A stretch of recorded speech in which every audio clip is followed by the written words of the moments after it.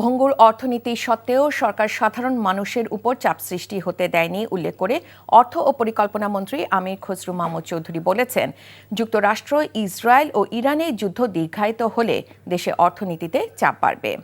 তবে ভবিষ্যতের চ্যালেঞ্জ মোকাবেলায় সবাইকে সংযমী হতে হবে। সকালে চট্টগ্রামে নিজ বাসভবনে সাংবাদিকদের সাথে আলাপকালে তিনি এসব কথা বলেন।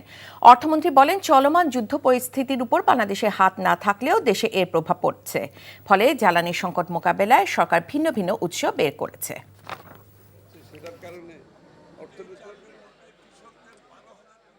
বিশ্ব প্রেক্ষাপট যুদ্ধ তো আর পরিবর্তন করা আমাদের পক্ষে সম্ভব না। এটা চাপ আসবেই, এর মধ্যেই আমাদেরকে এটা সমাধান দিতে হবে। সরকারের পক্ষ থেকে ব্যবস্থাপনার দিক থেকে আমরা সবকিছু চেষ্টা করে যাচ্ছি।